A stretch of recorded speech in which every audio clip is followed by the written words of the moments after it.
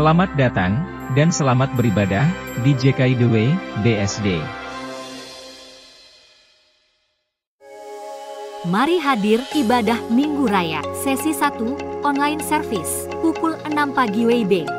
Sesi 2, onsite dan online service, pukul 11 siang WIB. Mari beribadah bersama kami, baik secara onsite ataupun online. Untuk persembahan dan perpuluhan, dapat disalurkan via barcode QRIS, atau transfer rekening terlampir. Jangan lupa untuk subscribe dan follow sosial media kami. Mari siapkan hati dan pikiran kita, selamat beribadah. Shalom semuanya, senang kembali dalam program ini kita akan belajar kebenaran firman Tuhan. Dan sebelumnya saya mengajak kita untuk memuji menyembah Tuhan terlebih dahulu. Yesus, Kau sungguh baik. Yesus, namamu indah. Yesus, ku cinta Kau selalu. Ku tinggikan, ku agungkan selamanya. Yesus, Kau sungguh baik. Yesus, namamu indah. Yesus, ku cinta Kau selalu. Ku tinggikan, ku agungkan selamanya. Ku mau memujimu, ku selalu pujimu. Ku mau menyembahmu, ku selalu sembahmu. Kau yang layak terima semua pujian. Kemuliaan hanya bagi Tuhan. Ku mau memujimu, ku selalu pujimu. Ku mau menyembahmu, ku selalu sembahmu. Kau yang layak terima semua pujian. Kemuliaan hanya bagi Tuhan. Haleluya. Mari sama-sama kembali menyembah Tuhan. Yesus, Kau sungguh baik. Yesus, namamu indah. Yesus, ku cinta Kau selalu. Ku tinggikan, ku agungkan selamanya. Ku mau memujimu, ku selalu pujimu. Ku mau menyembahmu, ku selalu sembahmu. Kau yang layak terima semua pujian. Kemuliaan hanya bagi Tuhan. Ku mau memujimu, ku selalu pujimu. Ku mau menyembahmu, ku selalu sembahmu. Kau yang layak terima semua pujian. Kemuliaan hanya bagi Tuhan. Kemuliaan hanya bagi Tuhan. Kemuliaan hanya bagi Tuhan. Haleluya. Kami menyembah-Mu Tuhan. Haleluya. Terpujilah nama-Mu Tuhan. Haleluya. ada yang seperti-Mu Tuhan. Kami mau menyembah-Mu, kami sembah-Mu dalam roh dan kebenaran Tuhan. Ajaib, ajaib, segala perbuatan-Mu ajaib. Kami bersyukur padamu Tuhan, sebab tiada Allah seperti-Mu. Haleluya. Haleluya. Terpujilah nama-Mu. Haleluya. Haleluya. Terpujilah nama-Mu Tuhan. Haleluya. Haleluya. Ku mau memuji-Mu, ku selalu puji-Mu. Ku mau menyembah-Mu, ku selalu sembah-Mu. Kau yang layak terima semua pujian, kemuliaan hanya bagi Tuhan. Ku mau memuji-Mu, ku selalu puji-Mu. Ku mau menyembah-Mu, ku selalu sembah-Mu. Kau yang layak terima semua pujian, kemuliaan hanya bagi Tuhan. Semua kemuliaan dan keagungan tertuju padamu, Tuhan dan Rajaku. Segenap jiwa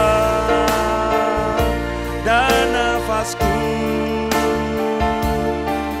menyembah Yesus yang hidup. Semua kemuliaan dan keagungan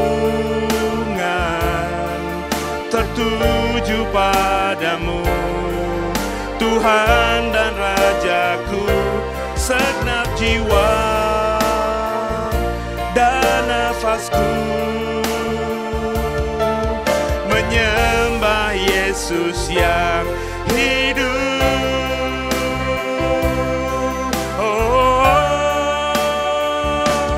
Ku mau memuji-Mu, ku selalu puji-Mu. Ku mau menyembah-Mu, ku selalu sembah-Mu.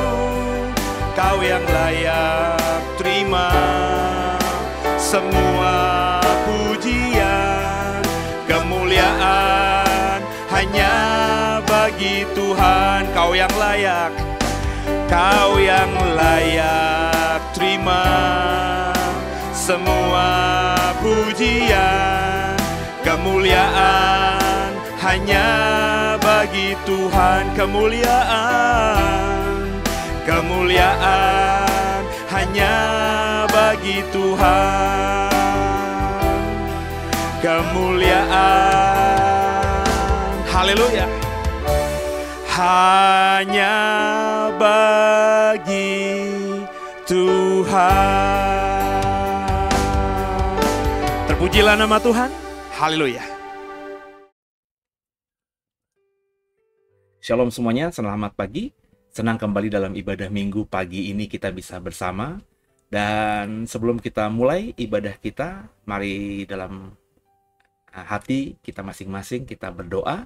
Dan izinkan saya untuk membuka ibadah ini dalam doa bersama. Kami mengucap syukur Tuhan buat pagi hari ini, buat segalanya. Kami boleh bangun dengan tubuh yang bugar. Dan di harinya Tuhan ini kami mau memulai dengan beribadah. Kami sudah menyembah dan memuji-Mu. Berharap sungguh pujian penyembahan kami tadi menyenangkan hati Tuhan. Dan saat ini Tuhan kami mau duduk diam untuk mau mendengarkan kebenaran-Mu.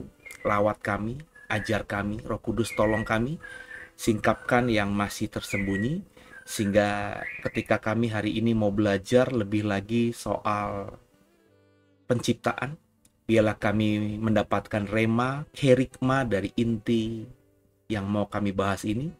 Sehingga setelah ibadah ini tidak sama ketika sebelum ibadah, kami semakin paham, semakin mengenal Tuhan, semakin menghormati dan menghargai Tuhan, dan akhirnya berdasarkan semua tadi, kami bisa menata diri untuk bisa hidup lebih baik dan menyenangkan Tuhan di atas segala-galanya. Jangan satupun kami yang kau lalui, kami siap diberkati. Dan doa ini kami alaskan dalam nama Bapa, Putra, dan Roh Kudus, dalam nama Tuhan Yesus Kristus yang sudah mengajar kami berdoa. Bapa kami yang di surga, dikuduskanlah namamu, datanglah kerajaanmu, jadilah kehendak-mu di bumi seperti di surga. Berikanlah kepada kami pada hari ini makanan kami yang secukupnya, dan ampunilah akan kesalahan kami, seperti kami juga mengampuni orang yang bersalah kepada kami. Dan janganlah membawa kami ke dalam pencobaan, tapi lepaskanlah kami daripada yang jahat, karena Engkaulah yang punya kerajaan, dan kuasa, dan kemuliaan, sampai selama-lamanya. Haleluya. Amin. Mari sama-sama Bapak Ibu kita siapkan hati kita akan belajar kebenaran di pagi hari ini. Ya, hari ini kita akan belajar temanya mengulik tentang penciptaan binatang di darat. Kita masih dalam eksposisi kitab Kejadian pasal pertama soal penciptaan. Kita masuk pada penciptaan hari ke-6 ya, Bapak Ibu yang baru mengikuti program ini.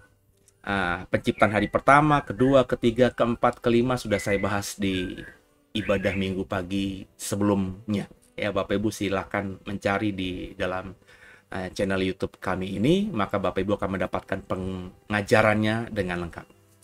Kita baca Kejadian 1 ayat 24 sampai 25. Berfirmanlah Allah, hendaklah bumi mengeluarkan segala jenis makhluk yang hidup, ternak dan binatang, melata, dan segala jenis binatang liar.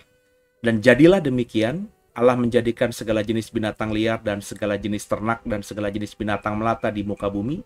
Allah melihat bahwa semuanya itu baik. Perhatikan yang saya kasih warna merah, saudara ya. Bumi mengeluarkan segala jenis makhluk yang hidup. Ya. Ini adalah penciptaan binatang di darat, ya, yang hidup di daratan. Ada ternak, ada binatang melata, dan segala jenis binatang liar. Ya. Kembali, saudara perhatikan yang saya kasih warna merah itu, bumi mengeluarkan segala jenis makhluk yang hidup. Ya. Kenapa penting saya tekankan ini? Karena kalau Bapak Ibu sudah mengikuti seri-seri sebelumnya, ada beberapa yang harus diperhatikan oleh kita. Ya. Jadi cara Tuhan menciptakan bumi dan isinya itu tidak sama. Ya. Kalau kita hanya membaca terjemahan dalam bahasa Indonesia saja, tampaknya semuanya satu model, satu role model, satu cara. Tapi kalau kita telisik dengan mendalami lewat kata asli yang dipakai oleh penulis kitab Kejadian ketika menuliskan tentang penciptaan ini, maka kita menemukan bahwa Tuhan ketika menciptakan yang satu tidak sama caranya dengan menciptakan yang lainnya. Ada beberapa hal yang membedakan yang bisa kita tangkap dan kita temukan di dalam teks bahasa aslinya. Yuk sama-sama kita perhatikan lagi. Kita baca lagi ya. Kejadian 1 ayat 24 sampai 25. Kita muter-muter di dalam teks ini saja. Berfirmanlah Allah, hendaklah bumi mengeluarkan segala jenis makhluk yang hidup. Seterusnya Bapak bisa baca, karena ayatnya sudah saya baca di dalam slide sebelumnya. Saya menekankan kata bumi di sini. Bumi di sini menggunakan kata Ibrani ha-ares, yang dikembangkan dari kata dasar eretz. Dan menurut kamus Strong's nomor 776, eretz ini artinya earth, land, bumi dan daratan. Makanya LAI menerjemahkannya menjadi hendaklah bumi mengeluarkan. Ya. Sedangkan kalau kita lihat terjemahan NIV, New International Version, let the land produce. Kalau New American Standard Bible, let the earth produce. Sedangkan kalau kita lihat terjemahan King James dan juga New King James, mereka menerjemahkannya menjadi kalimat let the earth bring forth. Ini hampir sama dengan terjemahan LAI. Biarlah bumi mengeluarkan. Sedangkan kalau NIV, biarlah tanah memproduksi atau menghasilkan. Ya. Sedangkan New American Standard Bible, kalau diterjemahkan ke dalam bahasa Indonesia, biarlah bumi menghasilkan. Let the earth produce. Nah, saudara, jadi bumi yang mengeluarkan, bumi yang menghasilkan apa yang disebut sebagai hewan yang tinggal atau binatang yang tinggal di daratan, yakni ternak, binatang melata, dan segala jenis binatang liar. Apakah ini artinya tidak ada campur tangan Tuhan? Tentu ada campur tangan Yehova. Tentu ada campur tangan Tuhan. Tapi beda dengan misalnya kalau Bapak Ibu sudah mengikuti penciptaan hari pertama. Beresit bara Elohim. Pada mulanya Allah menciptakan. Ada kata bara di situ. Ya, jadi Tuhan memang menciptakan secara langsung. Sebelumnya tidak ada langit, tidak ada bumi, dan langit dan bumi itu diciptakan creatio ex nihilo. Diciptakan tanpa ada bahan sebelumnya. Diciptakan diciptakan dengan ketiadaan. Ya. Jadi sebelumnya sama sekali nggak ada. Kemudian Tuhan menciptakan langit dan bumi. Benar-benar zero. Sedangkan kalau kita membaca Kejadian 1 ayat 24-25 di penciptaan hari kelima, ketika Tuhan menciptakan makhluk yang hidup di daratan, ternak, binatang melata, dan segala jenis binatang liar, itu di kalimat awalnya biarlah bumi menghasilkan atau biarlah bumi mengeluarkan. Jadi sudah ada bahan, yakni apa yang disebut dengan bumi. Itu yang membedakan, saudara. Coba kita baca lagi ya. Kembali kita menekankan pada yang saya kasih warna merah dan saya berikan penebalan ya tulisannya. Berfirmanlah Allah, hendaklah bumi mengeluarkan segala jenis makhluk yang hidup, ternak dan binatang melata, dan segala jenis binatang liar. Ya. Jadi Bapak Ibu, semua makhluk yang hidup di daratan, hewan ternak dalam hal ini, hewan melata dalam hal ini, juga hewan liar, itu bukan creatio ex nihilo, bukan diciptakan dari ketiadaan, melainkan ada, atau melainkan muncul dari sumber atau bahan yang sudah ada sebelumnya yang Tuhan sudah ciptakan, yakni bumi. Hendaklah bumi menghasilkan, hendaklah bumi mengeluarkan semua segala binatang yang hidup di daratan. Jadi semua binatang yang hidup di daratan yang Bapak Ibu lihat hari ini, itu pada awalnya Tuhan berkeinginan, Tuhan berkehendak agar bumi mengeluarkannya. Ya. Jadi Tuhan memakai sarana bumi untuk mengeluarkan atau menghasilkan segala jenis hewan atau binatang yang hidup di daratan. Nangkep ya Bapak Ibu ya? Semoga sih nangkep ya. Kita lanjutkan. Dan ini dikonfirmasi oleh kalimat berikutnya.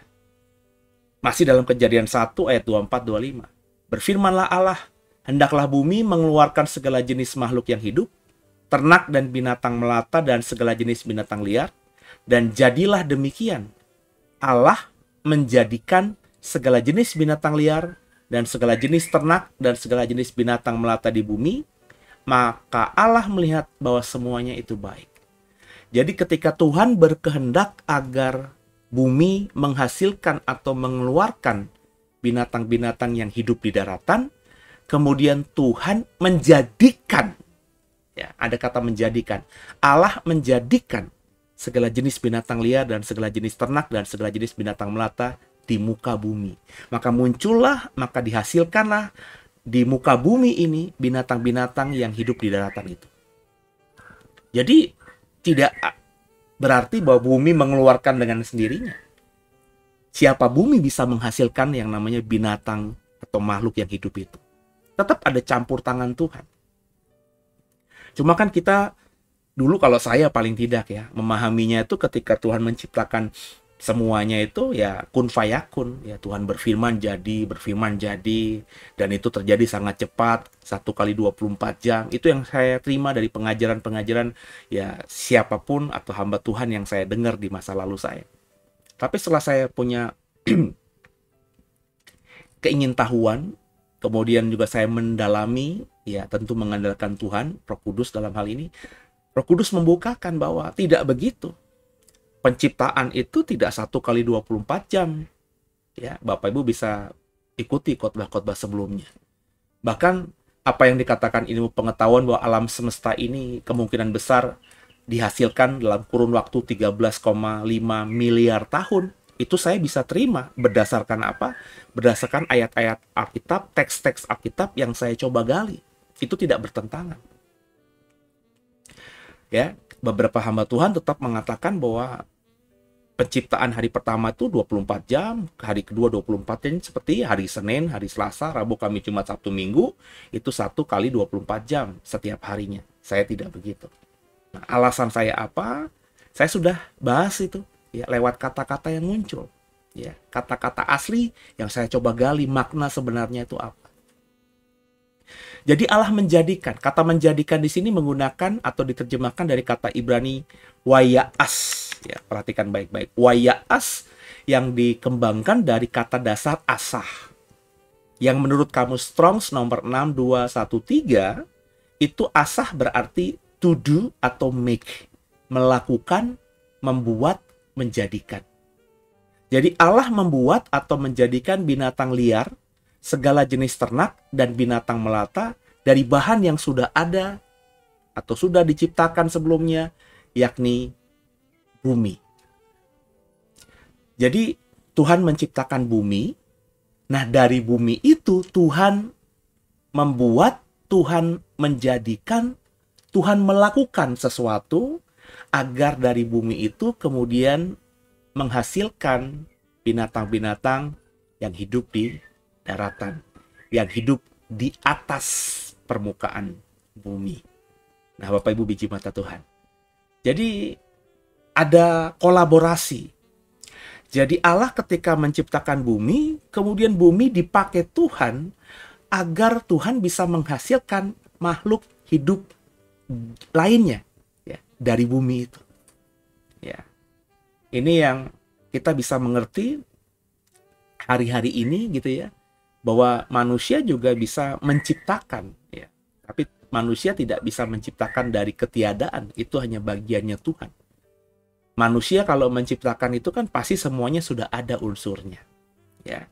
Cuma dari unsur-unsur yang ada itu kemudian dihasilkan sesuatu, dan karena ilmu pengetahuan manusia bertambah, sesuatu yang sudah dihasilkan itu bisa dikembangkan kembali. Seperti kalau kita ngomongin mengenai minyak bumi. Zaman dulu kan semua bahan bakar itu ditemukan dari apa? Kalau kita lihat orang-orang Eropa yang suka memburu paus, itu paus diburu kan supaya diambil minyaknya, lemaknya. Ya, maka ada pemburuan paus di sekitar abad belasan. Nah, kemudian ketika manusia punya ilmu menemukan minyak bumi, ya, keluar dari bumi dan itu bisa diolah menjadi bahan baku atau bahan bakar. Kemudian ya bahan bakar itu dipakai untuk mesin, akhirnya bisa dipakai untuk banyak hal.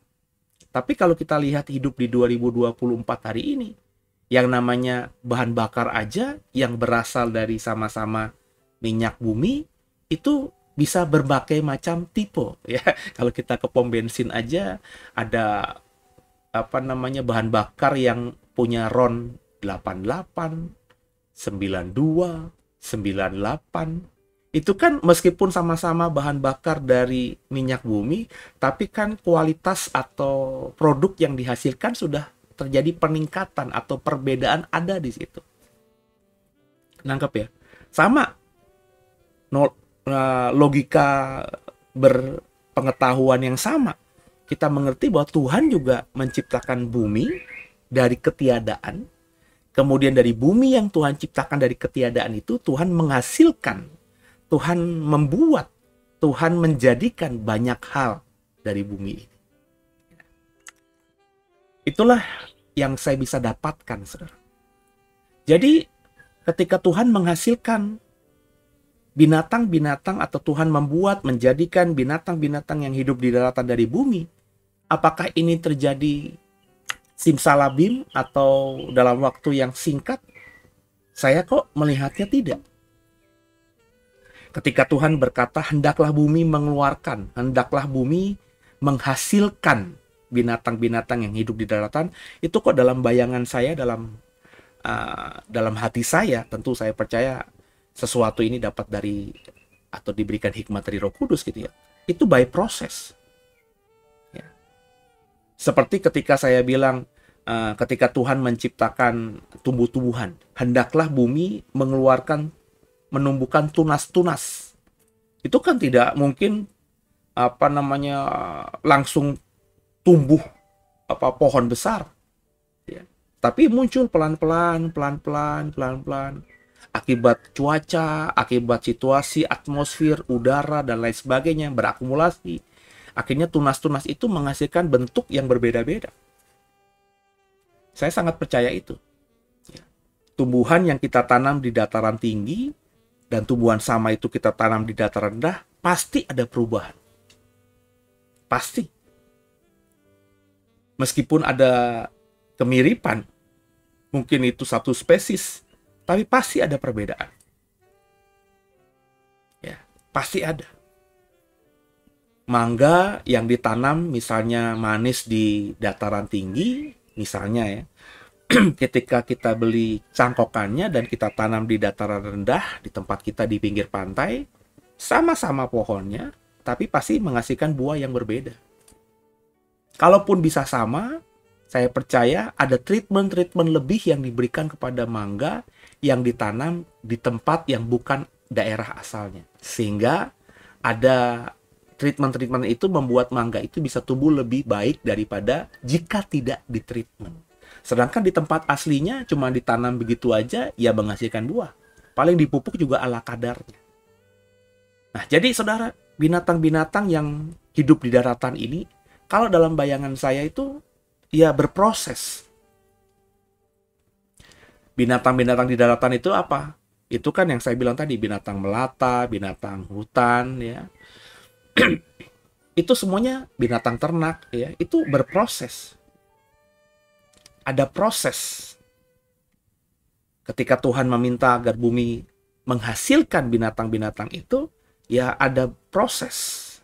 Mungkin pertama muncul ya binatang yang sama, kemudian ketika binatang itu terserak, ya tersebar kemana-mana, ada wilayah tertentu yang lebih panas sehingga dia beradaptasi, ada yang tinggal di daerah yang agak berair sehingga dia harus beradaptasi, tinggal di daerah yang kering dan berair itu berarti tumbuh-tumbuhannya juga berbeda, itu beradaptasi. Beradaptasi berarti dia harus menyesuaikan diri. Akhirnya lambat laun ada penyesuaian tubuh, gigi, kemudian juga otot-otot, bentuk badan, dan seterusnya, dan seterusnya. Terjadi peningkatan. Ya. Ini yang disebut apakah dengan evolusi? Ya. Saya sekarang hari ini dalam konteks tertentu, ya saya bisa memahami bahwa alam semesta ini berevolusi, berproses. Sebab kalau kita melihat kata evolusi dalam Kamus Besar Bahasa Indonesia itu perubahan atau pertumbuhan, perkembangan secara berangsur-angsur dan perlahan-lahan, sedikit demi sedikit. Cuma evolusi saya tidak sepaham dengan evolusinya Charles Darwin, yang mengatakan bahwa manusia itu awalnya adalah sejenis kera. Ya. Kenapa saya tidak sepakat demikian? Karena Alkitab tidak mengatakan demikian. Jadi unsurnya tuh Alkitab.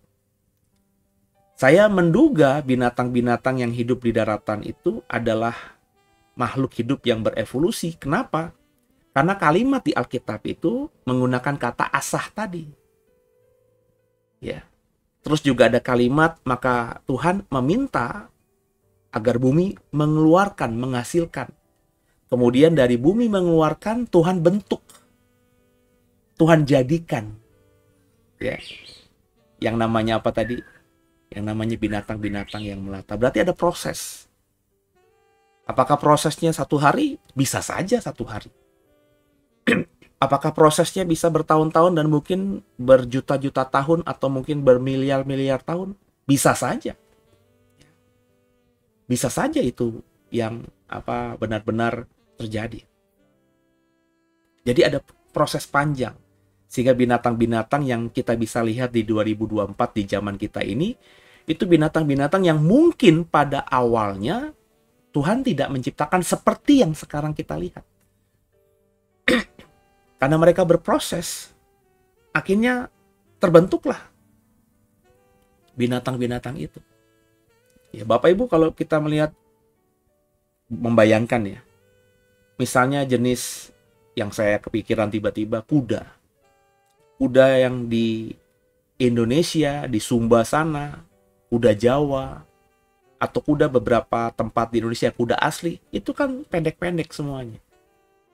Tapi kalau kita lihat kuda yang dari Arab, kuda dari Amerika, kuda dari Australia, itu besar-besar. Australia saya belum yakin, jangan-jangan itu diimpor, tapi Amerika lah, ya. Di film-film tentang Indian gitu ya, itu kan kudanya besar-besar. Ya, tapi di Indonesia, kalau Bapak Ibu nonton film sejarah atau film kolosal tentang kerajaan-kerajaan di Indonesia, terus juga kemudian kita lihat ada rajanya yang menaiki kuda dan kudanya tinggi besar, itu pasti hoak gitu. Ya. Kenapa? Karena kalau kita lihat aslinya sampai sekarang kuda asli lokal itu pendek-pendek. Nah, sama-sama kuda. Kenapa ada perbedaan fisik? Karena berevolusi sesuai apa? Sesuai dengan kontur dan kondisi wilayah. Ada kuda-kuda yang berada di wilayah yang sangat dingin, itu bulunya tebal-tebal. Bisa Bapak Ibu cross check. Jadi binatang juga berevolusi. Ada kambing, saya belum lama lihat di YouTube, ada kambing yang mau dikejar sama entah itu beruang atau binatang buas lainnya. Ini di kambing-kambing gunung, saudara. Itu kambing itu bisa turun ke tebing yang curam. Jarak dia dengan si binatang yang mau menerkamnya itu paling cuma sekitar 5 meter lah. Pendek. Tapi binatang buas itu tidak bisa menerkam dia karena nggak mungkin bisa menuruni tebing yang curam itu. Tapi kambing gunung sangat santai di situ. Padahal jaraknya cuma 5 meter. Tapi dia yakin si binatang itu nggak akan berani. Kenapa? Kalau dia berani turun sedikit aja, dia pasti akan tergelincir dan mati. Tapi coba kambing-kambing Indonesia ditaruh di gunung. Saya yakin ketika ada binatang buas mau menerkam, ya pasti mati. Kalau jalannya tidak ada lain selain tebing yang curam itu. Kenapa?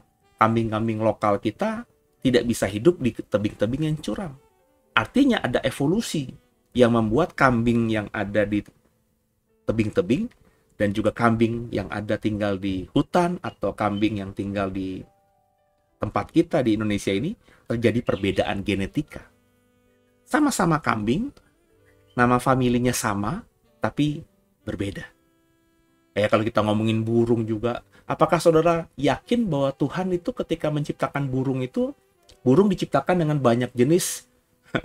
Kalau Bapak Ibu sekarang pergi ke pasar burung, saya tinggal di Serpong, pasar burung yang besar di Jakarta, di pasar burung Pramuka, itu kita akan bisa menemukan dan melihat unggas-unggasan yang mungkin ratusan jenis.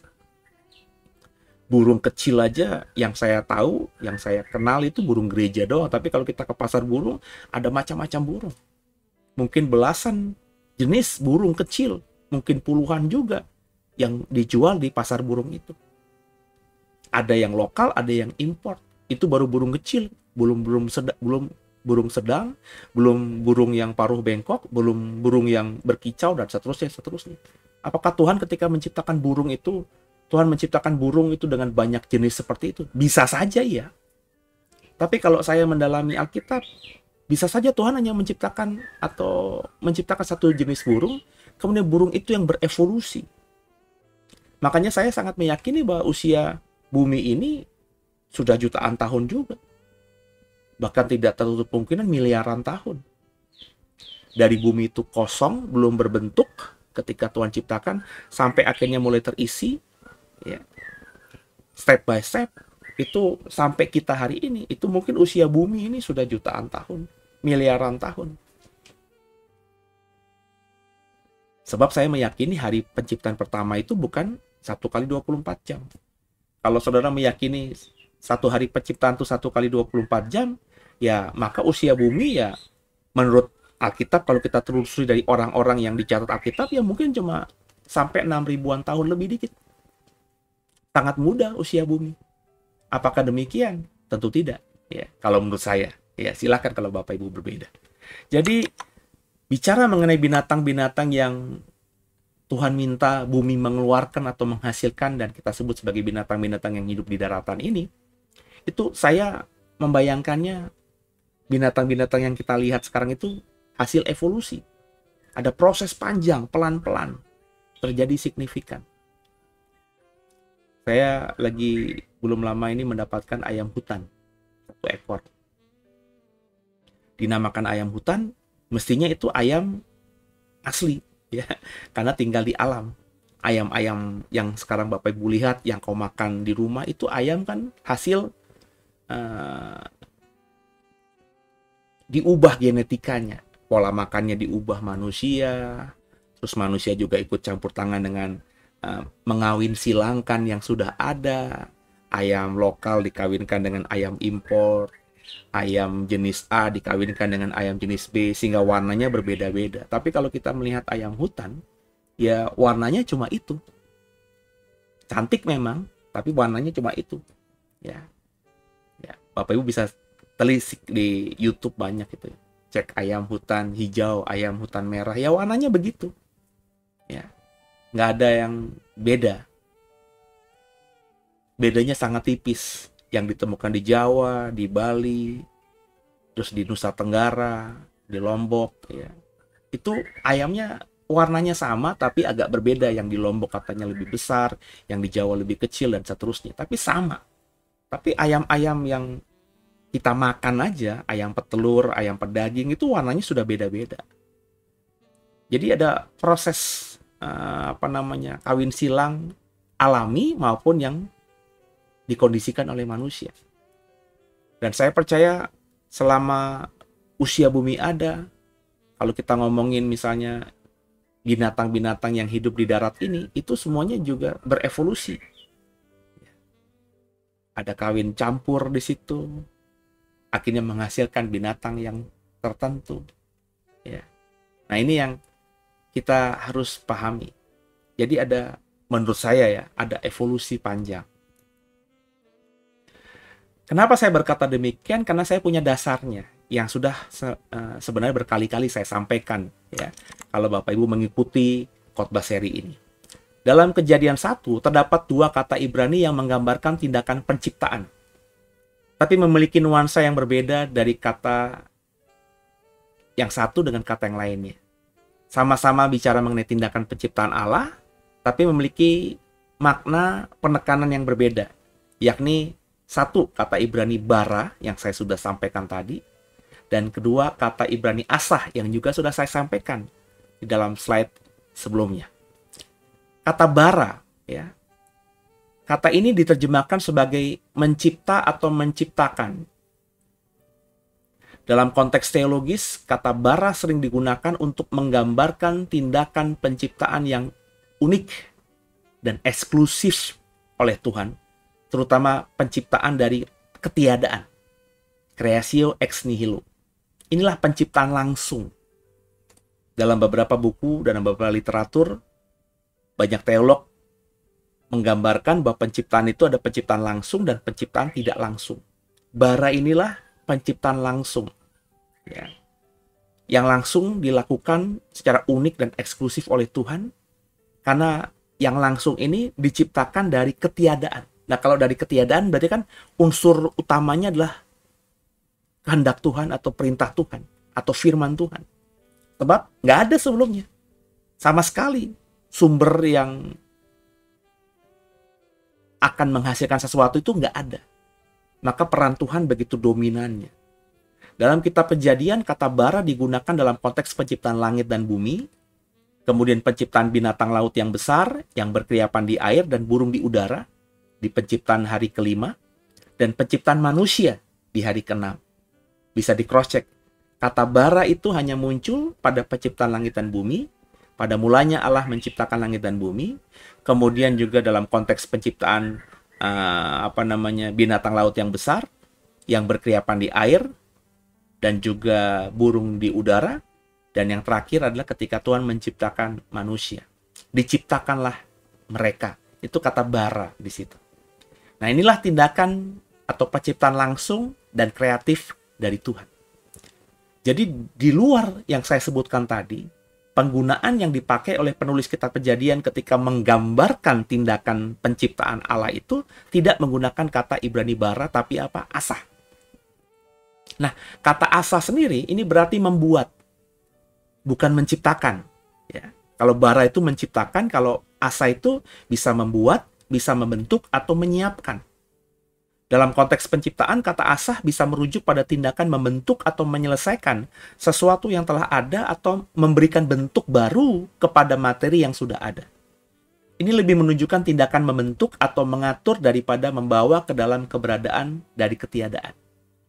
Seperti seorang penjunan akhirnya membentuk dari tanah liat sesuatu yang baru. Apa itu? Tembikar, keramik. Ya. Tapi tembikar dan keramik itu ya unsur utamanya tanah liat. Sudah ada sebelumnya. Sama, saudara. Ya. Ketika Tuhan asah ya dalam proses penciptaan, maka Tuhan itu melihat ada unsur-unsur yang sudah ada yang Dia sudah ciptakan sebelumnya. Dan dari itulah Tuhan membentuk dan akhirnya menghasilkan sesuatu yang baru. Dalam konteks kita, pembelajaran kita di hari Minggu pagi ini adalah binatang-binatang yang hidup di daratan. Itu asah, bukan bara.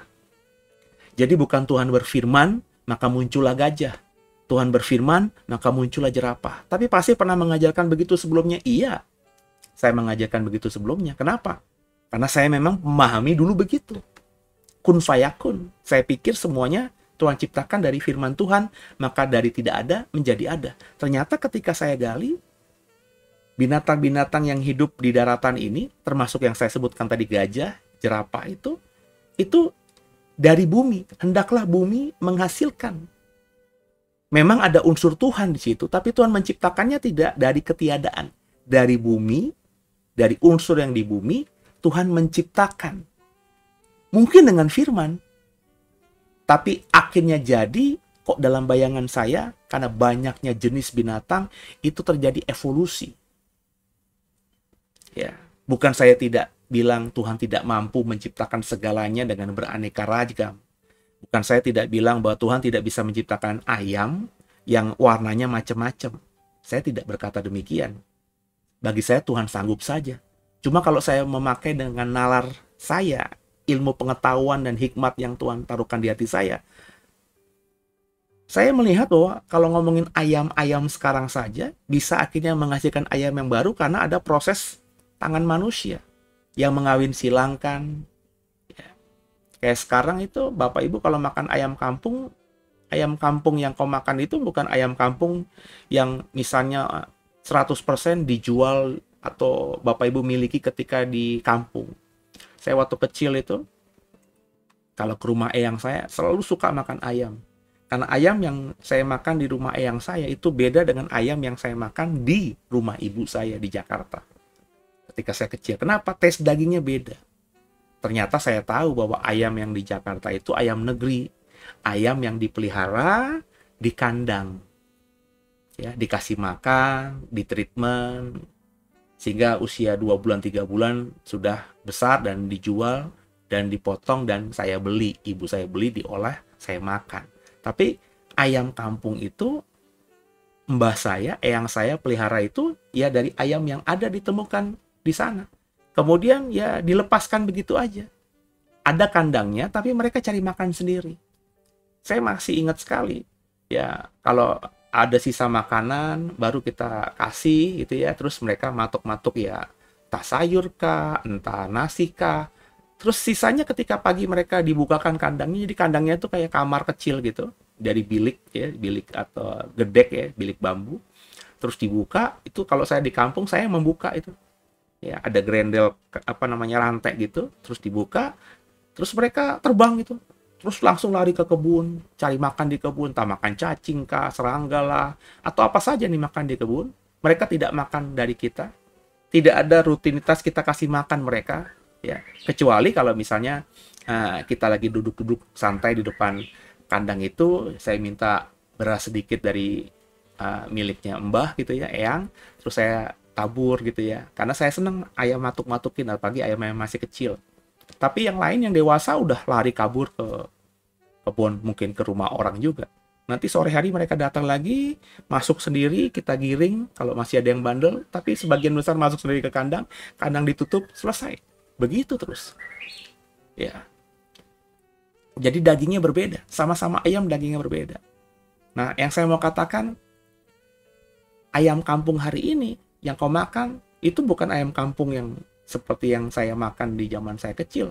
Ketika saya lihat informasinya, ada yang ya pemerintah juga ya, ada apa badan penelitian ternak itu yang berusaha mengkondisikan agar ayam kampung yang dihasilkan tuh ayam kampung yang memiliki kualitas daging yang kurang lebih sama seperti ayam kampung, tapi lebih besar, lebih cepat, bertelur lebih banyak, lebih sering, dan seterusnya dan seterusnya.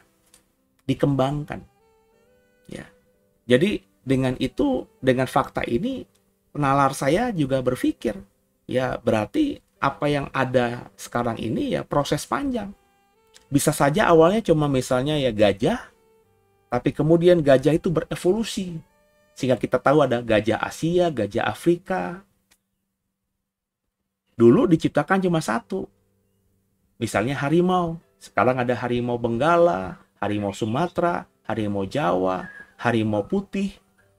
Macam-macam, semua berevolusi. Ya. Jadi Bapak Ibu, kalau kita melihat teksnya, akhirnya kita terbuka.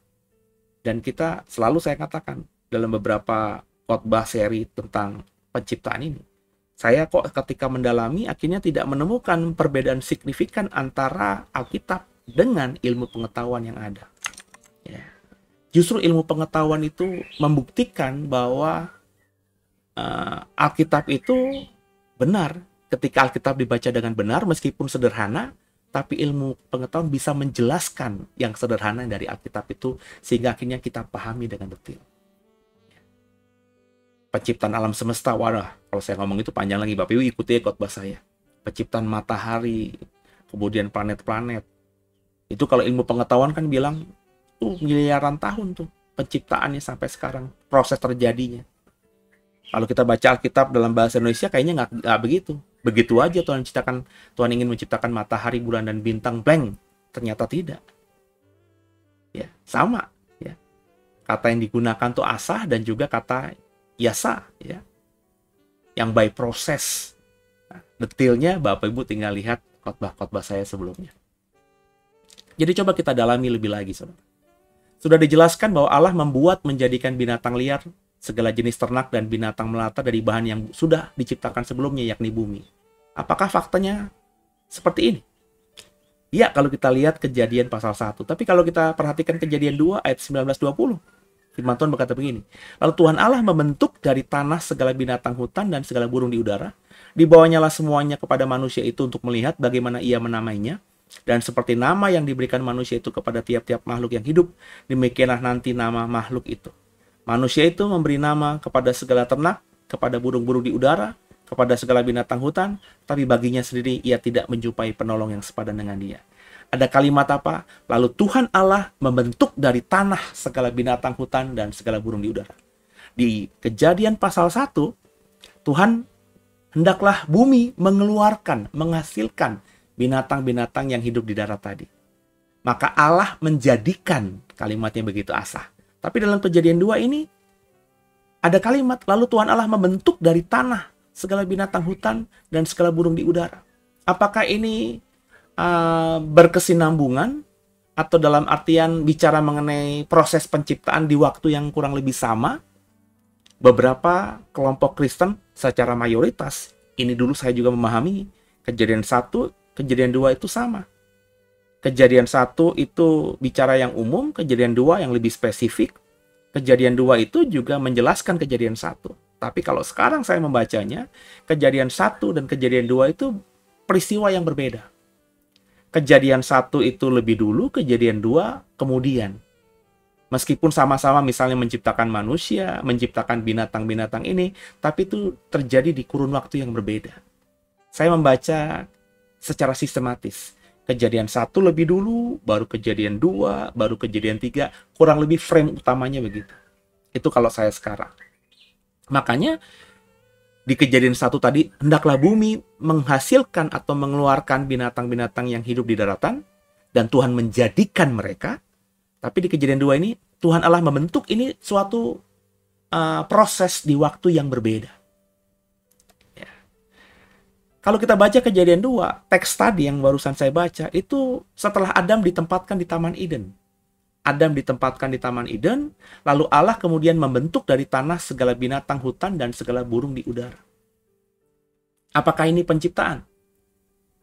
Kalau kita baca Kejadian 2 ayat 2-3, ketika Allah pada hari ke-7 telah menyelesaikan pekerjaan yang dibuatnya itu, berhentilah ia pada hari ke-7 dari segala pekerjaan yang telah dibuatnya itu.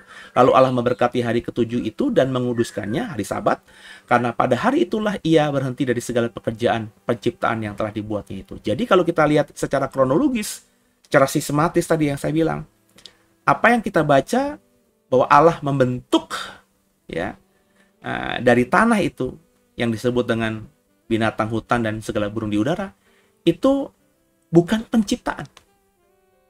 Sebab setelah hari ke-7, ya, di Kejadian 2 ayat 2-3, itu Allah sudah selesai menciptakan. Allah tidak menciptakan apa-apa lagi.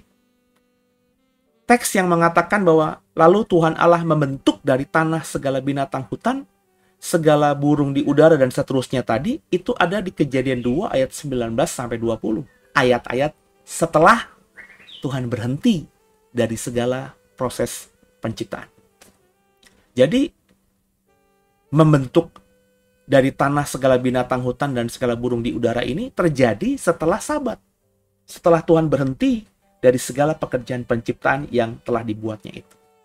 Berarti, ketika Allah membentuk dari debu tanah, binatang hutan dan segala burung ini bukan bagian dari penciptaan. Sebab kalau dari bagian dari penciptaan, ya kalau Bapak Ibu alur pikirannya seperti saya ya. Kalau Bapak Ibu membacanya bahwa Kejadian 1 dan Kejadian 2 itu satu peristiwa, ya nggak akan bisa seperti saya memahaminya. Silakan aja kalau memahami begitu, itu pemahaman gereja umumnya. Saya dulu diajarkan juga begitu, tapi sekarang saya dapatkan hikmat, Kejadian 1 dan Kejadian 2 itu berbeda. Akhirnya saya lebih mengerti tentang manusia, ya. Saya mengerti tentang semuanya, dengan cara berpikir yang baru yang saya dapatkan dari Roh Kudus, saya percaya. Jadi ketika Tuhan membentuk di Kejadian 2 ayat 19-20 dari tanah binatang hutan dan segala burung di udara, itu binatang hutan dan burung di udara sebenarnya sudah ada. Sudah Tuhan ciptakan di Kejadian 1 di hari penciptaan ke-6. Kalau burung itu di hari penciptaan ke-5, sudah ada. Lalu kenapa Tuhan bentuk lagi kalau sudah ada? Karena konteksnya Kejadian 2 ini ada di Taman Eden. Itu yang membedakan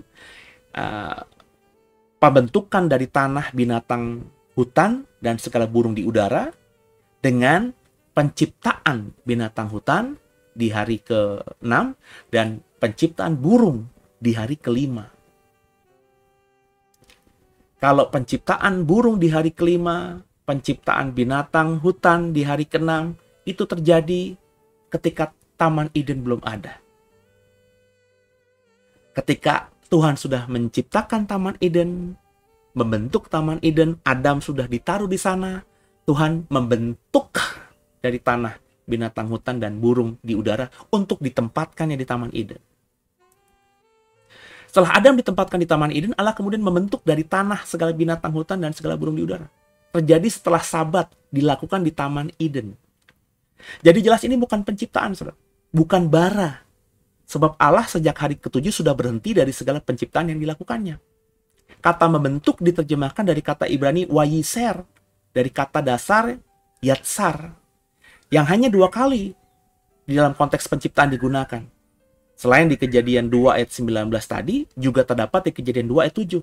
Ketika itulah Tuhan Allah membentuk manusia itu dari debu tanah dan mengembuskan nafas hidup ke dalam hidungnya. Demikianlah manusia itu menjadi makhluk yang hidup.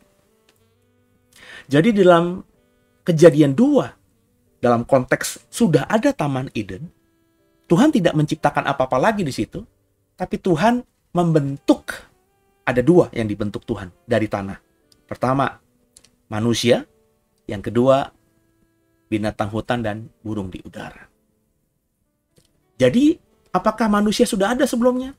Apakah Adam sudah ada sebelumnya? Sudah ada. Adam yang diciptakan Tuhan, manusia yang diciptakan Tuhan di hari ke-6. Kalau Bapak Ibu sudah pernah mendengarkan khotbah saya, Adam yang diciptakan Tuhan di hari ke-6, di Kejadian 1 itu, diciptakanlah mereka. Laki-laki dan perempuan dijadikanlah mereka. Jadi Adam yang Tuhan ciptakan di hari pertama, di hari ke-6, di Kejadian 1 itu, sudah berpasang-pasangan. Mereka sudah beranak pinak, kemudian baru Tuhan dalam Kejadian 2 membuat taman di Eden. Dan membentuk manusia. Saya, kalau Bapak Ibu dengar khotbah saya, pengajaran saya, silahkan cek ada, ya.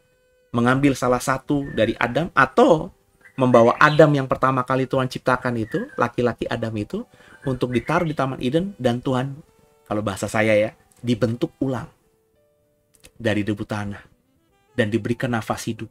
Sebelumnya tidak. Adam itu menggunakan kata Ibrani bara, diciptakan langsung. Maka Adam langsung. Tidak ada proses apapun. Pokoknya diciptakan Tuhan langsung. Adam di Kejadian 2 itu bukan bara, dibentuk dari debu tanah. Jadi dalam pemahaman saya, bisa benar, bisa tidak. Adam yang sudah ada, Adam yang mungkin diciptakan dari ketiadaan di penciptaan hari ke-6 itu, dibawa Tuhan di Taman Eden, ditaruh Tuhan di Taman Eden. Adam yang laki-laki, bukan Adam yang perempuan, ya.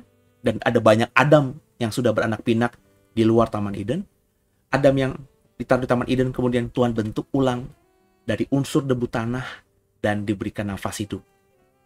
Jadi Adam yang di Taman Eden beda dengan Adam yang diciptakan Tuhan di luar Taman Eden di hari ke-6 di penciptaan Kejadian pasal 1. Sama juga binatang hutan dan burung yang Tuhan ciptakan di Kejadian 1 di hari ke-5 dan hari ke-6 itu, kemudian Tuhan ambil beberapa mungkin, Tuhan taruh di Taman Eden dan Tuhan bentuk ulang, ya, dari tanah. Jadi ada unsur, kalau bahasa saya ya, pembentukan ulang. Mungkin lebih tepatnya ada unsur penyempurnaan baik manusia, binatang hutan, dan burung di udara. Ini fakta, saudara. Kejadian 2 Allah membentuk manusia dari debu tanah. Kejadian 2:19 Allah membentuk segala binatang hutan dan segala burung di udara dari tanah. Manusia, segala binatang hutan, dan segala burung di udara yang ditempatkan di Taman Eden dibentuk Allah dari tanah. Itu fakta. Padahal di dalam Kejadian 1 tidak ada penjelasan itu. Jadi ada manusia, binatang hutan, dan segala burung di udara yang tidak dibentuk dari tanah. Ya. Yakni yang ada di luar Taman Eden yang terdapat di Kejadian pasal 1. Di luar Taman Eden di hari penciptaan ke-6, berfirmanlah Allah, hendaklah bumi mengeluarkan segala jenis makhluk yang hidup, ternak dan binatang yang melata, segala jenis binatang liar. Dan jadilah demikian. Allah menjadikan segala jenis binatang liar dan segala jenis ternak, segala jenis binatang melata di muka bumi. Allah melihat bahwa semuanya itu baik. Kejadian 1 ayat 24-25. Allah menjadikan wayaas sah binatang liar, segala jenis ternak, binatang melata dari bahan yang sudah ada, yakni bumi. Bumi yang diciptakan Tuhan dari ketiadaan. Di dalam Taman Eden, tadi di luar Taman Eden, di dalam Taman Eden, setelah penciptaan selesai, bahkan setelah Sabat, lalu Tuhan Allah membentuk dari tanah segala binatang hutan, segala burung di udara. Dibawanya lah semuanya kepada manusia untuk melihat bagaimana ia menaminya dan seterusnya. Kejadian 2 ayat 19-20. Di Taman Eden, di dalam Taman Eden, Allah membentuk wayiser, yatsar, bahasa Ibraninya, binatang hutan dan segala burung di udara dari tanah yang ada di Taman Eden. Jadi jelas, ada perbedaan antara binatang hutan dan burung di udara yang ada di Taman Eden dan yang ada di luar Taman Eden. Yang di luar Taman Eden itu sudah ada di hari penciptaan ke-5 dan ke-6, dan yang di dalam Taman Eden mungkin yang sudah ada itu diambil sebagian dan Tuhan bentuk ulang dari tanah dengan tanah dan Tuhan tempatkan di Taman Eden. Jadi bisa ditafsirkan bahwa di Taman Eden, ya, Tuhan membentuk atau menyempurnakan binatang hutan dengan unsur tanah. Bahasa Ibrani binatang hutan itu kal hayat hasadeh.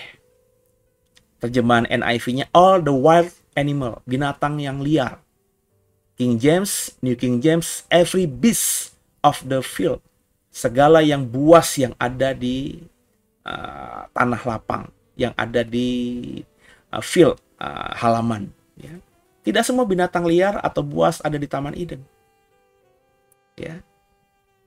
Karena tadi, yang di Taman Eden tuh Tuhan bentuk binatang hutan, binatang liar, binatang buas yang ada di Taman Eden itu Tuhan bentuk lagi dari tanah dan baru ada di Taman Eden.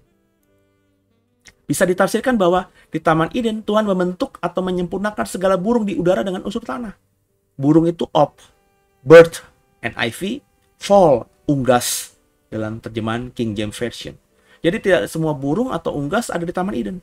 Burung atau unggas yang ada di Taman Eden itu mungkin diambil Tuhan dari apa yang sudah diciptakan sebelumnya di hari keempat, maafkan saya hari kelima, kemudian Tuhan bentuk ulang, disempurnakan dengan tanah, baru bisa ada di Taman Eden. Jadi ada pembentukan dari tanah. Saya yakin ya seperti manusia dibentuk Tuhan dari tanah. Dibentuk namanya dengan tangannya Tuhan. Jadi saya asumsikan, saya menafsirkan, saya menganalogikan dalam otak saya ini binatang hutan, binatang liar, binatang buas, burung yang ada di Taman Eden itu semuanya Tuhan bentuk ulang dengan tanah. Sudah ada sebelumnya, tapi Tuhan bentuk ulang sehingga mungkin tampilannya lebih baik, sehingga juga akhirnya binatang-binatang itu menjadi friendly dengan siapa? Dengan Adam, dengan manusia yang Tuhan juga sudah sempurnakan dan ada di Taman Eden. Nah, sebelum Taman Eden, mungkin ada binatang-binatang ini. Ini kan binatang buas, binatang liar, binatang hutan, ya, bukan binatang ternak. Burung-burung sebelum Taman Eden mungkin seperti ini. Ya. Tapi ini tidak ada di Taman Eden. Kalau ada, Adam pasti mati. Nangkep ya? Ini tidak ada di Taman Eden. Kenapa? Karena binatang buas, binatang liar, burung-burung di udara yang ada di Taman Eden, itu Tuhan bentuk ulang lagi. Tuhan sempurnakan dengan apa? Dengan tanah.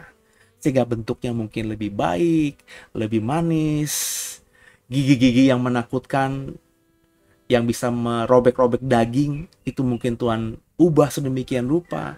Sehingga akhirnya tidak semengerikan seperti yang kita lihat di film Jurassic Park. Jadi tidak ada itu dinosaurus yang mematikan di dalam Taman Eden. Kenapa? Karena semua binatang hutan, binatang liar, binatang buas, dan semua burung di udara yang ada di Taman Eden sudah Tuhan bentuk ulang dengan tanah. Dibentuk dengan tangannya sehingga lebih indah. Seperti manusia dibentuk ulang dengan tanah, dihembuskan nafas hidup, sehingga manusia yang ada di Taman Eden, yang kemudian menjadi nenek moyang kita, termasuk kita akhirnya jauh lebih indah daripada manusia-manusia yang ada di luar Taman Eden yang Tuhan ciptakan di hari penciptaan ke-6 itu. Jadi bisa ditafsirkan bahwa yang ada di Taman Eden hanyalah binatang hutan dan segala burung yang sudah disempurnakan dengan tanah. Bahasa Alkitabnya, bahasa saya, dibentuk ulang. Di Taman Eden yang ada hanyalah binatang pilihan. Tidak semua binatang yang Tuhan ciptakan di 6 hari penciptaan ada di Taman Eden. Khususnya binatang hutan, binatang liar, binatang buas, khususnya binatang atau yang disebut dengan burung-burung di udara yang ada di Taman Eden, itu adalah pilihan yang sudah Tuhan bentuk ulang dengan tangannya dari tanah. Dengan fakta ini, kita akhirnya paham bahwa Allah ingin memberikan yang terbaik untuk Adam, untuk manusia. Semua yang di Taman Eden baik untuk manusia. Dan ini selaras dengan Yeremia 29 ayat 11. Sebab aku ini mengetahui rancangan-rancangan apa yang ada padaku mengenai kamu.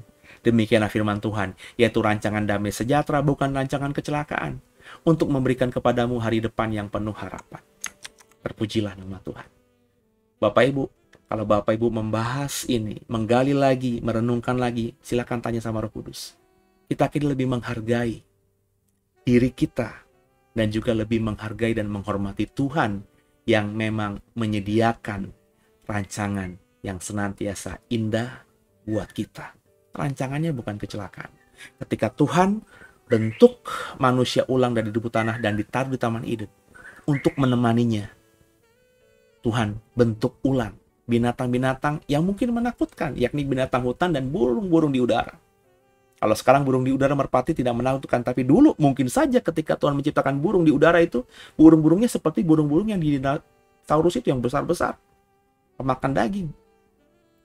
Binatang hutannya itu bukan cuma harimau. Harimau hari ini bisa berdamai dengan manusia. Bapak Ibu bisa lihat, banyak orang sekarang kalau di Arab sana, itu peliharaan binatang peliharaannya adalah binatang buas, harimau. Tapi harimau bisa dijinakkan. Singa bisa dijinakkan.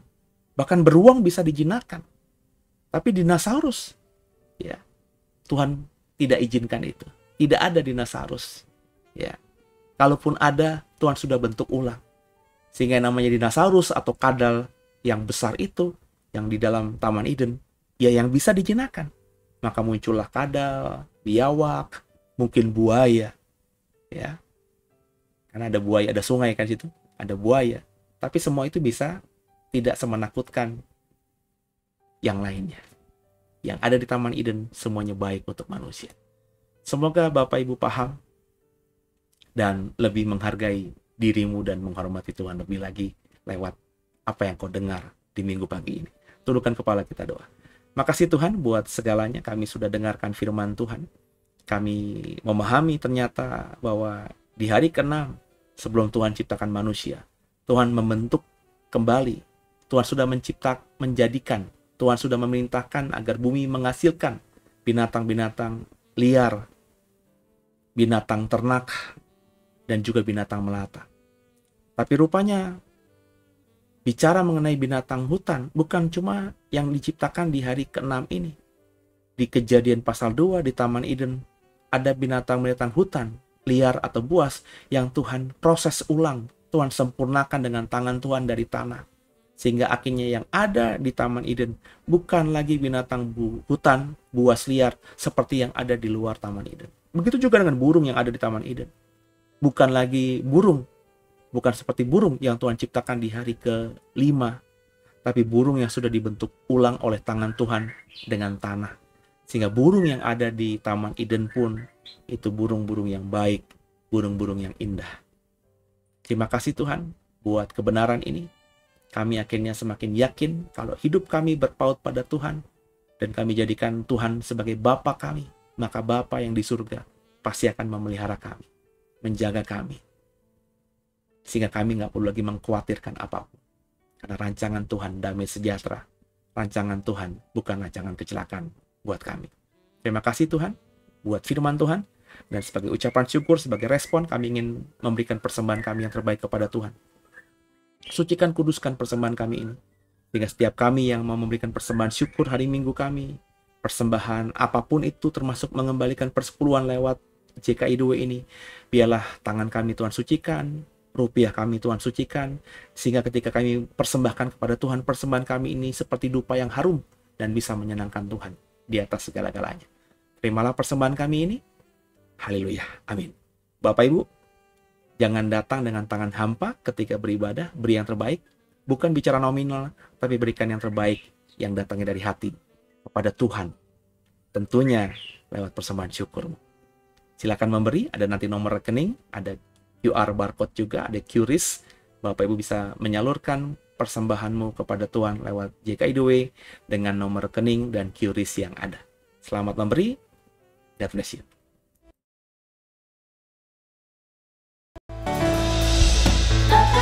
Datang dengan tangan yang hampa, dan ku bawa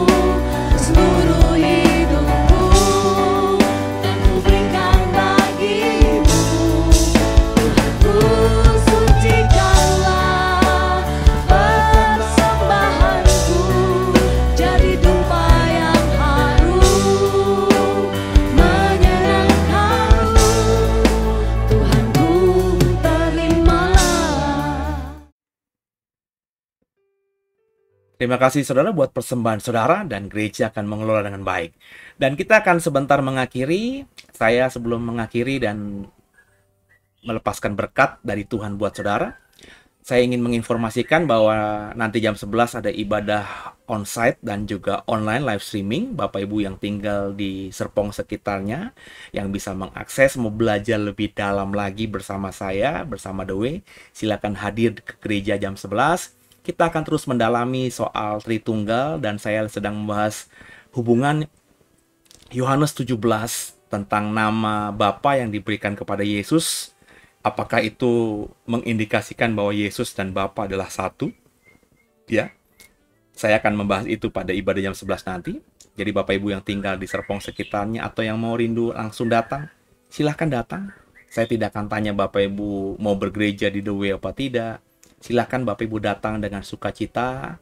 Ya, kita belajar bersama. Soal nanti Bapak Ibu mau join jadi jemaat apa tidak, saya kembalikan kepada saudara. Ya, datang sekali saja juga tidak apa-apa, ya. Karena saya intinya ingin mengajar, dan siapapun yang mau mendapatkan pengajaran, maka pintu gereja terbuka. Kalau Bapak Ibu jauh, Bapak Ibu bisa mengikuti secara live streaming, ya, jam 11. Kalau nanti jam 11 nggak bisa karena ada urusan dan lain sebagainya, bisa ikuti siaran tundanya juga. Jadi kita akan belajar lebih dalam lagi. Ya, saya sedang mengajar banyak hal. Ya, saya sedang mempersiapkan satu tema khusus kalau nanti ibadah minggu pagi ini soal penciptaan sudah selesai, ya. Tentang sebenarnya apa sih yang Yesus ajarkan itu, ya. Kemudian juga nanti sore jam 5:30 saya akan ada di Minggu Sore Bersama Pase. Acara ini atau program ini di YouTube live, ya. Itu dibuat untuk Bapak Ibu yang mau bertanya tentang materi yang barusan saya bagikan, materi misalnya ibadah jam 11 nanti, atau juga materi-materi The Way di sepanjang minggu ini. Kan The Way ada program dari Senin sampai ketemu Senin lagi. Kemudian juga Bapak Ibu yang ikut sekolah Alkitab juga di YouTube yang berbayar itu, membership itu. Saya sedang mengajar tentang teologi proper, doktrin tentang Allah. Saya juga mengajar soal akhir zaman. Tema saya di akhir zaman hari Kamis kemarin adalah sangkakala dan akhir zaman. Itu juga buat member. Bapak Ibu silakan menjadi member dari channel YouTube The Warriors ini. Murah kok, ya. Nggak sampai 20.000 yang akhir zaman, dan untuk semuanya termasuk sekolah Alkitab nggak sampai 50.000 per bulan, ya. Silakan daftar jadi member. Bapak Ibu akan mendapatkan semua pengajaran-pengajaran itu dengan mudah, ya, dan bisa diikuti kapan saja. Dan kalau ada pertanyaan nanti sore bisa ditanyakan kepada saya di program Minggu Sore Bersama Pase, live streaming di channel YouTube The Warriors. Dan kalau Bapak Ibu diberkati lewat pelayanan kami, terus dukung doa. Kalau tidak keberatan juga, ada hati juga, silakan dukung lewat dana. Dan jangan lupa juga di like, subscribe, juga di share. Sehingga lewat share Bapak Ibu kepada yang lainnya, saudara kita yang lainnya, mereka semakin mengenal kebenaran yang kami sampaikan juga. Dan akhirnya nama Tuhan Yesus yang dipermuliakan. Demikian, ya. Tundukkan kepala, kita doa. Bapa yang baik, terima kasih buat segalanya. Kami mengucap syukur Tuhan buat hari ini. Kami doa agar kami semua diberkati Tuhan. Dan kami berdoa sebelum kami terima berkat buat Indonesia. Berkati Indonesia agar penuh kemuliaan Tuhan. Agar penuh damai sejahtera sukacita, terutama sebentar lagi kami akan mau masuk dalam pemilu dan pilpres Tuhan. Doa agar semuanya aman, tidak ada perpecahan, tidak ada orang jahat yang menghancurkan dan membelah, mengadu domba rakyat Indonesia. Juga kami berdoa agar punya pemimpin yang terbaik dari Tuhan, yang Tuhan izinkan untuk memerintah Indonesia. Siapapun nanti kami akan dukung karena kami percaya itu dari Tuhan, dan kami berdoa minta yang terbaik Tuhan. Ya. Yang terbaik itu kalau boleh yang punya rekam jejak baik, yang tidak pernah punya masalah dengan pelanggaran hak asasi manusia, yang tidak pernah punya pengalaman atau berhubungan dengan organisasi-organisasi yang intoleran atau melakukan politik identitas. Kami rindu kami punya pemimpin yang bersih, yang amanah, yang dekat dengan rakyat, sehingga akhirnya program-program ke depannya bisa semakin membuat bangsa ini hidup dalam kemakmuran. Berkati gerejamu juga Tuhan, termasuk The Way, agar gereja menjadi corongnya Tuhan, terus bisa jadi terang dan garam bagi Indonesia. Terima kasih buat segalanya. Kami percaya hidup kami dalam tangan Tuhan, dipelihara Tuhan, diberkati berlimpah, sehingga kami bisa jadi berkat bagi banyak orang yang lainnya. Ampuni salah dosa kami. Yesus Kristus adalah Tuhan, Juru Selamat kami yang hidup, nggak ada yang lain. Dan ke dalam tangan-Mu lah Tuhan Yesus, kami serahkan tubuh, jiwa, dan roh kami. Haleluya. Biji mata Tuhan, arahkan hatimu, terimalah berkat dari Tuhan. Biarlah damai sejahtera dari Allah Bapa, cinta kasih dari Tuhan Yesus Kristus, serta persekutuan yang manis, mesra, intim dengan Roh Kudus, selalu menyertai-Mu, menyertaiku, keluargamu, keluargaku, mulai hari Minggu pagi ini, sampai nanti akhir zaman, ketika Tuhan Yesus mengangkat kita, membawa kita di awan-awan kemuliaan, dan memasukkan kita ke Yerusalem baru, langit baru, bumi baru, bersama Dia di dalam kekekalan. Selama itu, kita akan diberkati berlimpah-limpah, dan selamanya nanti, kita juga selamanya bersama dengan Tuhan. Yang diberkati yang percaya katakan dengan iman. Amin. Haleluya. Terpujilah nama Tuhan. Terima kasih buat kebersamaan, dan terus semangat dalam Tuhan, terus beriman, terus belajar kebenaran. Ingat ya, kita tidak mungkin bisa mengenal Tuhan 100%. Maka kita yang menyadari itu harus terus belajar kebenaran dari Alkitab, melibatkan Roh Kudus, agar kita semakin paham dan mengenal Tuhan dan firman-Nya dan kebenarannya dengan tepat. God bless you all. Haleluya.